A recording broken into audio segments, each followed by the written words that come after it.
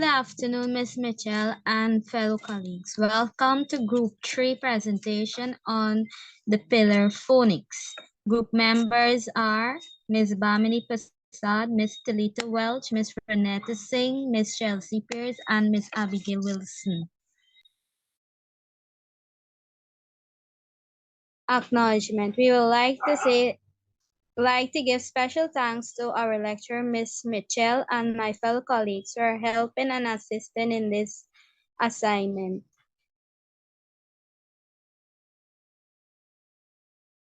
Good afternoon, everyone.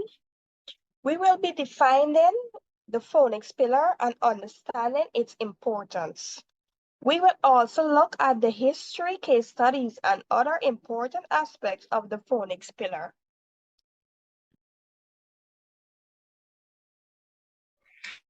What is literacy?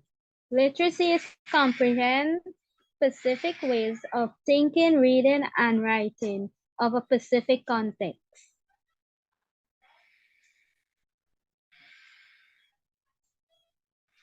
Introduction to the pillar phonics. Phonics is a teaching method that breaks down spoken words into creating sounds and correlate them with alphabetic symbols. Highly recommended in schools. Three ways in which phonics align or conflicts with current educational trends and needs. Teacher can offer controlled vocabulary text in grade 1 to help students practice decoding. 2. Reading quality literature helps students develop vocabulary and comprehensions by reading a sense of story and enhancing their understanding of the subject. Children reading skills are evaluated not only based on their phonics skill, but also on their interest in a book. I'll now hand you over to Ms. Renetta Singh. Good afternoon, everyone. Historical background of pillars in phonics. Ancient phonics dates back to Egyptian and Sumerian times. There were development and improvement in ancient civilization in Greece and Rome, which laid a foundation of modern phonics.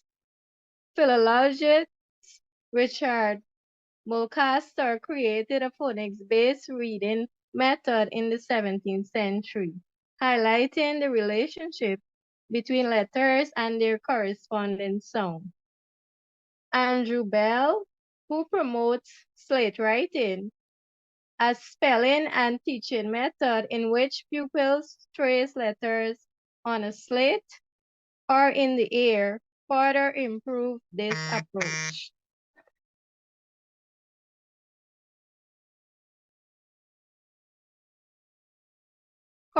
Cultural significance of pillars in phonics. Throughout history, pillars have been important in terms of culture and symbolism for a variety of civilizations as a symbol of power, steadiness, and support. Pillars were utilized in the construction of temples and other public buildings in ancient Greece.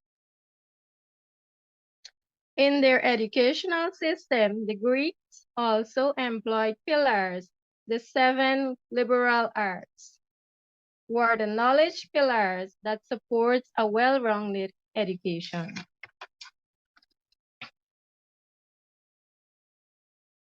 Objectives outlining purpose and direction of pillars in phonics. To teach children the alphabetic principle, for example, letter song correspondence. When you show the pupils letter A and says it makes the sound A as in apple. To provide children with explicit and systematic instruction in phonics. For example, using interactive games, engaging stories, and hands-on activities to reinforce phonetic concepts. to help children apply their phonics knowledge to decode unfamiliar words. For example, word building activities or phonics-based puzzles can make learning fun and interactive.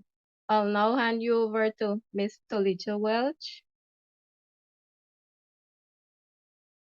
Good afternoon, everyone. Basics of phonic pillar. Phonic teaches us to blend letters to make new sounds, which helps us to decode words. The sounds we speak are called phonemes, and the written symbols are called graphemes. Phonics shows the relationship between the two.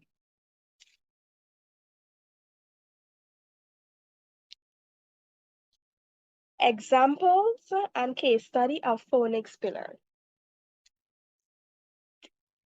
Letter E makes the F sound, as in Eddie, elephant, and egg. Letter S says, as in six, set, and seam. We have two letters that gives an F sound. Letters P and H together says F in phone, Philip, and photo. Now I'll hand you over to Miss Chelsea. Good afternoon, everyone. I will present on the historical development of phonics and the influential thinker that associate with phonics. The root of phonics can be traced back to ancient civilization, like Europe, where phonetic in nature with symbols represent sound. Phonics has gone through changes influenced by different philosophers. The period of classic education.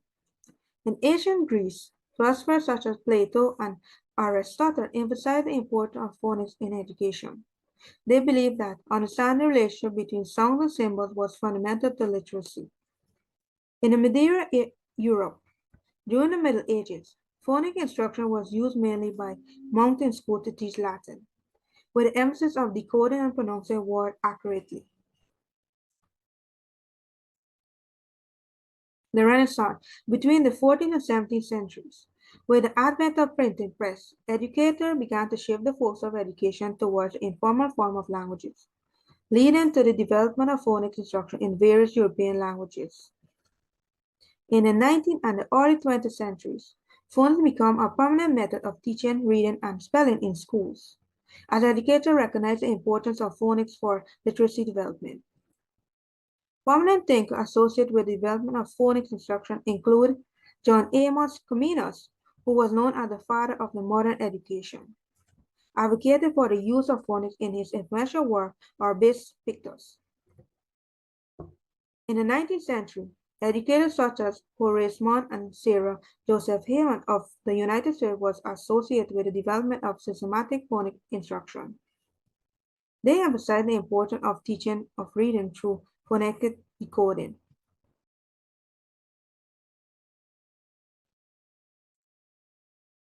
Other influential figures in the late 20th centuries include Rudolf Flinch, who is associated with the development of the synthetic phonics approach, and whose book, Why Johnny Can't Read, published in 1955, brought attention to the importance of phonics in reading instruction.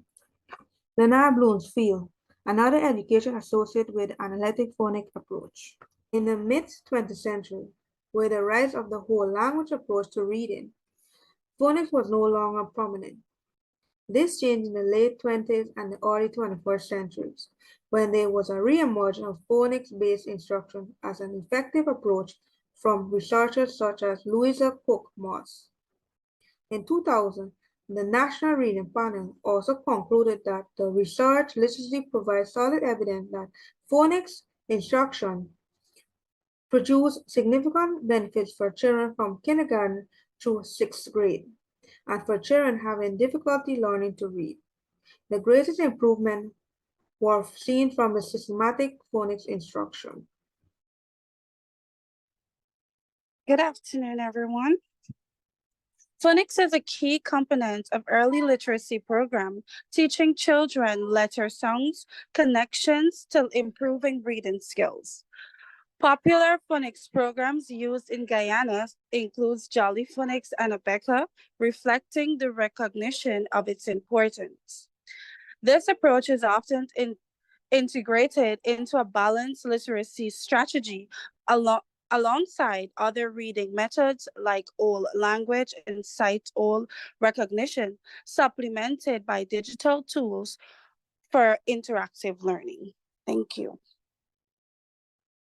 In conclusion to this presentation, we have shed light on the significance of literacy and how the phonic pillars contribute to its advancement. We are now open for any questions. Thank you.